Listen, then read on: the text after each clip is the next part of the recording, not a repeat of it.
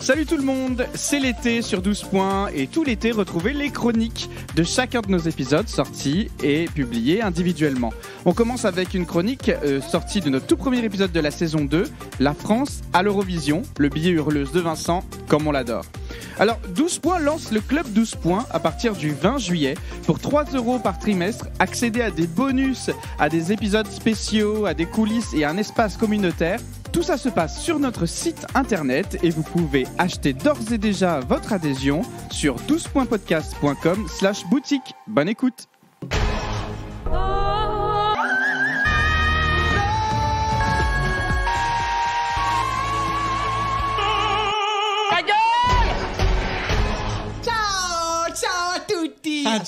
Scusa. È possibile avere un Campari Spritz per piacere? Grazie. Sì. Alors, Pardon, toutes mes confuses. J'ai un tout petit peu de mal en ce moment avec la temporalité et mon mauvais accent italien. Oui, je préfère faire la vanne avant que les mauvaises langues viennent me bâcher. Et je ne suis toujours pas complètement rentré de vacances, du moins dans ma tête. C'est ça. Alors, où que je sois, j'ai toujours un peu l'impression d'être à une terrasse napolitaine en train de faire ce que je sais faire de mieux, à savoir picoler. Mister Cocktail, sans alcool, la fête est plus folle. Tu vois Thomas, j'ai bien fait comme tu m'as dit. Je ne fais pas l'apologie de l'ivresse parce que nous sommes un podcast sérieux. Même si, disons-le clairement, ma diction molle sur notre dernier épisode laissait peu de doute sur le nombre de spritz que je m'enfilais pendant l'enregistrement.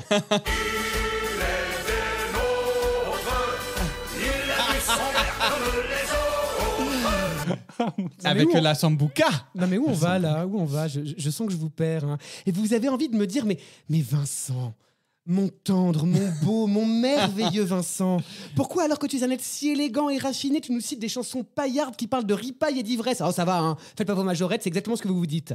Et en effet, je suis pas quelqu'un qui se vaut dans la beaufitude et qui brandit les clichés français comme un fer de lance. Ainsi, vous me verrez jamais avec un combo marinière, béret, bouteille de rouge et oh là là, oui, baguette. Du moins pas en même temps, et la baguette serait une tradition, bien évidemment. Même si, malheureusement, c'est l'image qui colle à la France au concours de l'Eurovision. La coupe au bol de Mireille, l'accordéon d'Yvette ou la gouaille d'Arletty sont autant de marqueurs forts aux yeux des étrangers qui ne permettent pas une grande marge de propositions rafraîchissantes et novatrices. Alors, quand c'est bien fait, pourquoi pas? Oui, je sais, vous voulez parler de Barbara Pravi, même si sa chanson « Voilà » est une ressucée de Padam Padam d'Edith Piaf avec une chanteuse qui lui ressemble, mais en plus à poil et moins voûtée. Rhabillée pour l'hiver, la gosse. Et cependant, une question me taraude. Sommes-nous doués pour la nouveauté, nous, le vieux pays des rois de France et de la guillotine? C'est vrai. Moi qui prône un esprit multiculturel, hétérogène et social, quand je regarde l'industrie musicale française de ces dernières années, j'ai clairement envie de me pendre. Je vois essentiellement du rap, des filles à poil qui inventent leur propre langue et des chanteuses qui chantent toutes avec une voix du style... Alors bon, j'ai rien contre. Mais à mon sens, c'est pas de la musique, mais bon, passons. Mais... Là, je vais faire mon vieux réac, mais où sont passées les chanteuses à voix de ma jeunesse? Dieu donne-t-il toujours la foi au fake accent américain de Philly Winter? Mais oui. Est-ce que Jane Faustin parlait vraiment de la bite de son mec quand elle disait la taille de ton amour? Malgré ses cris vers le ciel qui finissent dans un je t'aime, a-t-on oublié la Rousseau? Eh bien, pour ce premier billet hurleuse de cette nouvelle saison, je vous propose, chers collègues, chères auditrices et auditeurs, de remonter le temps et de revenir à l'époque de la salopette triangle, des pics dans les cheveux et des lunettes au vert coloré. Aujourd'hui, on va parler de métissage, de voix et surtout, on va prolonger l'été en se ramenant un peu de soleil indonésien pour se faire bronzer la toutoune, parce qu'aujourd'hui, on va parler de la seule, l'unique Angoune. Oui. J'entends l'écho de nos pas, tous en cadence, marchons pas jamais dans le même sens. On avance mais on court après quoi? J'entends l'écho de Alors, Vincent, d'où vient-elle? Alors, si vous avez suivi un peu la dernière saison de 12 points, vous devez savoir qu'Angoune, elle est jamais très loin pour la simple et bonne raison que je suis gay. C'est vraiment contre nature. Non mais je comprends pas, il est tellement viril. Que je suis né dans les années 80.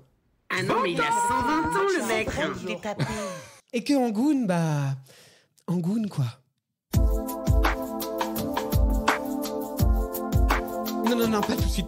D'accord. Angoon Sipta Sasmi est une chanteuse française d'origine indonésienne née le 29 avril 1974 à Jakarta. Alors évidemment, pour nous autres pauvres occidentaux, Angoon s'est fait connaître en France dans les années 90 avec... Non, pas tout de suite, on a dit on fait durer un peu le plaisir. Mais il faut savoir qu'elle commence très jeune à chanter puisqu'elle sort son premier album en 1986 alors qu'elle est âgée de seulement 12 ans et qu'elle se classe immédiatement dans la catégorie des chanteuses rock. Quoi ? Rock. Comment ? Eh ben, figurez-vous qu'à l'écoute de son premier single, Mon Monde à moi, qui se traduit en indonésien, et là vous allez me dire, bien sûr, évidemment, par Dunia Aku Punya, Bah oui, bien sûr. on se dit évidemment. tout de suite...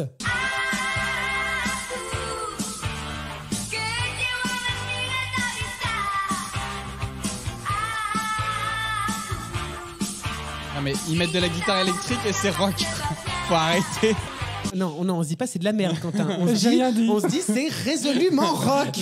Non. C'est original. Bon, on va pas y passer le réveillon non plus. Ça vous dit, on fait un petit saut dans le temps ? Oui. Parfait. Alors en 94, alors âgée de 20 ans, Angoon prend ses clips et ses clopes et décide de conquérir l'Europe. Elle s'envole d'abord pour Londres, où la plupart de ses projets n'aboutiront pas, puis direction Paris, où c'est là que sa vie va basculer. Alors je sais pas si vous vous souvenez, mais à la fin des années 90, il y avait une sorte de mouvance française à dégoter des artistes étrangers pour les faire chanter en français. Vous vous souvenez ? Si, il y avait Indra, il y avait les Worlds Apart, ou encore comme qui dirait quelqu'un qui m'est très cher. Est-ce que quelqu'un peut m'expliquer Tina Arena? Bah non, on n'a toujours pas d'explication, non. C'est vrai, c'est tellement vrai. En 97, Angoon fait la rencontre d'Eric Benzi, un auteur, compositeur, musicien marseillais qui a travaillé avec les plus grands comme Johnny ou JJG et qui va lui écrire le tube de sa carrière. Et là, je sens que vous bouillonnez depuis le début de cette chronique et je pense qu'on vous a déjà suffisamment fait attendre. Alors allez-y, montez le son. Vous l'attendiez, la voilà, c'est La neige au Sahara. Si la poussière repart tes rêves de lumière, je serai ta lune, ton repère. Et si le soleil ne brûle, je prierai qui tu voudras pour que tombe la neige au Sahara. La France et moi-même tombons immédiatement sous le charme de cette voix à la fois puissante, ronde et chaude aux sonorités pop ethniques, car rappelons-le, on est en France, et Angoon est indonésienne. Et même si elle parle français, elle reste indonésienne. Donc on joue bien sur le cliché exotique, rythme venu d'ailleurs et petite danse lascive avec les mains à chacune de ses prestations live. En France, on aime bien ranger les gens dans des cases, c'est important. Qu'à cela ne tienne, chacun des albums d'Angoon sera depuis lors enregistré en 3 langues, français, anglais et indonésien. Et ce qui va se passer, c'est que grâce à son côté multilingue, son premier album Au nom de la lune va se vendre à près de 900 000 exemplaires dans le monde, en s'exportant dans toute l'Europe, mais aussi bien en Indonésie, au Japon, aux États-Unis. Bref, la carrière de la petite, elle est lancée.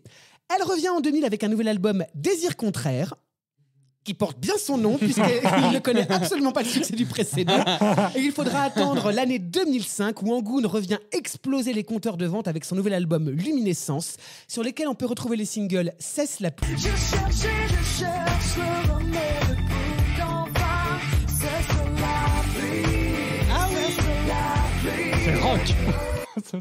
Juste avant toi, Devenir seul, qui avait été seul, juste avant toi, juste avant toi. ou encore son iconique duo avec Diams, Être une femme. Attendez, je découvre. Avec James.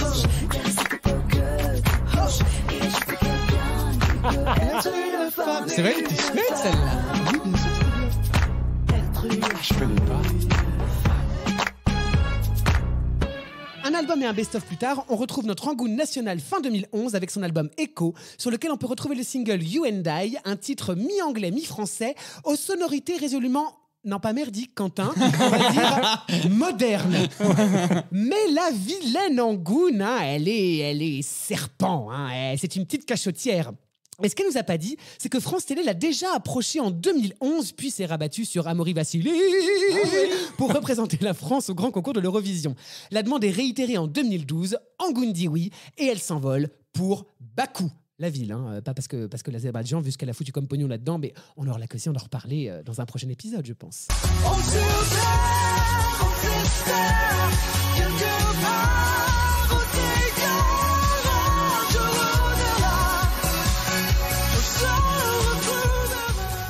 Ça chante. Alors Vincent, parle-nous un peu de sa performance à l'Eurovision 2012. Bon, comme ça, de prime abord, on se dit... Non, Quentin, on se dit pas c'est de la merde. On se dit... Succès obligé. Je veux dire, dans le shaker, on te met une nana qui chante bien, qui a 15 ans de carrière, connue dans toute l'Europe et qui, disons-le franchement, est loin d'être dégueu. À ça t'ajoute une chanson mi-français, mi-anglais pour la bonne compréhension de toutes et tous.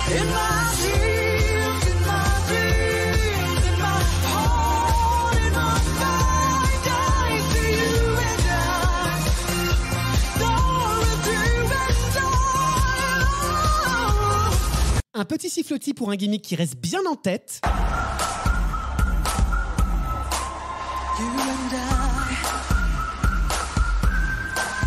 Une note beuglée à la fin.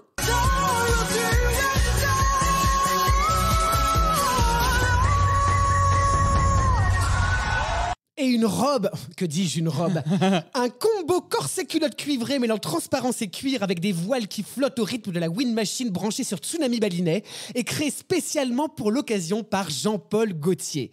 Eh bien, malgré cet assemblage d'éléments plutôt alléchants, la France finira 22e sur 26 avec 0 point au télévote. Et alors, pourquoi, me direz-vous? Oui, pourquoi Thomas? Merci de demander. C'était de la merci. merde. Eh bien, voici quelques éléments de réponse. La chanson, déjà. Eh bien, sur le papier, pourquoi pas? Et dans les faits, oui, Quentin, c'est à chier. On se retrouve avec de la vieille pop dance mêlant musique électronique et son ethnique qui ont certes déjà fait le succès d'Angoune par le passé, mais qui, en 2012, sont déjà un peu datés. Il n'en reste qu'un mauvais bol de soupe en franglish à l'orchestration foutraque et incompréhensible. Oui, je suis d'accord. Ajoutez à cela une mise en scène quasi inexistante dont la seule fantaisie repose sur 3 gymnastes au corps ciselé et à l'œil débile qui s'amusent à faire des pirouettes autour d'une pauvre Angoune qui essaie d'effectuer une chorégraphie de bras type Akamaori tout en tenant ses voiles pour mieux les faire flotter, et ce qui reste à ce jour la seule chose correcte de cette performance. Au final, on comprend rien, c'est le bordel, au suivant, et parce qu'elle chantait également ce soir-là, qu'on m'amène immédiatement Pastora.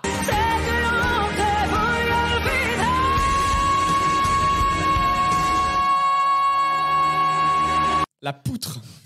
Angoune se dira plus que déçu de cette 22e place et blâmera le problème des votes de copinage liés à la géopolitique au sein du concours, en reconnaissant tout de même que l'euphoria de Laurine, la gagnante suédoise de 2012, était d'une pure efficacité. Fair play la Angoune, on aime. Oui, mais... Et depuis, alors? Je pense passer très vite sur la carrière musicale de la chanteuse qui s'est, ne nous le cachons pas, fortement ralentie, du moins en France, même si Angoune a sorti plusieurs albums, intégré le jury d'Indonesia Got Talent, The Voice Indonesia, ou encore l'émission bien connue de TF1 Mask Singer, qui, je le rappelle, encore et toujours a été créée pour que le lundi matin, la machine à café, on se dise, dis donc, tu sais pas quoi? C'était Sheila dans l'écureuil. Oui, nouvelle saison. Même blague. Pour finalement arriver à l'info brûlante, ou devrais-je dire glaçante, puisqu'en janvier 2018, le très sérieux site de France Info a posté des images du désert du Sahara recouvert de neige, en intitulant l'article « Quelqu'un peut dire à Angoune que c'est bon ?» Mais qu'est-ce qui se passe? Je me sens déprimé. Ah, vous aussi, Angoune vous manque comme la neige au Sahara? Alors ne vous en faites pas, mes petits curibalinets. Sachez que vous pourrez la retrouver en tant que candidate de la nouvelle saison de... Ah oui! J'adore cette émission. Danse avec les stars, bien sûr, qui débutera très prochainement, ce qui... Ça alors, coïncidence incroyable, précède la sortie de son nouveau spectacle qui débutera en janvier 2023 au Folies Bergères, Al Capone le musical, où elle interprétera Lily, la maîtresse vénéneuse d'Al Capone, campée par un très fringant Roberto Alagna. Oh mon Dieu!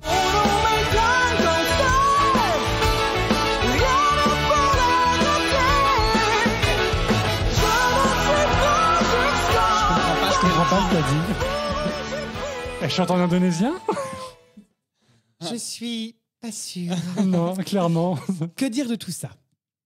Doit-on se cantonner au bignou défraîchi et à l'orgue de barbarie? Doit-on cultiver l'image de mangeurs de grenouilles qui pèsent sur nos épaules endolories? Ou bien doit-on par force de travail et d'acharnement proposer de la nouveauté qui nous fera sortir des clichés? Ne nous mentons pas, la tentative de modernité d'Angoon était un essai raté, illisible et déjà démodé. Néanmoins, si comme moi, vous êtes nostalgique des joggings à pression, du mascara à mèche et de votre sweat fila, de la VHS de Titanic, du papier à lettres d'Idol et de la vulgarité des Wonderbras, vous pourrez toujours vous caler dans un fauteuil, allumer le poste de radio sur Nostalgie et prier tant qu'il faudra.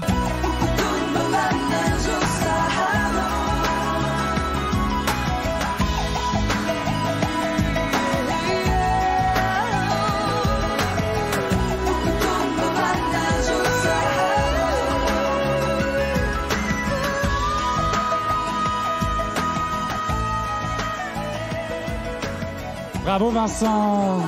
Mes félicitations Angoon pour cette participation à Pour cette l'Eurovision. 22e place. On aime Bravo. Angoon, mais pas la chanson, quoi. Ben oui, on aime Angoon, mais compliqué. Mais la chanson, en fait, l'orchestration bouffe tout, ce truc métallique derrière qui n'a pas de sens. Ça se voulait moderne et c'était Foutraque. Raté. raté.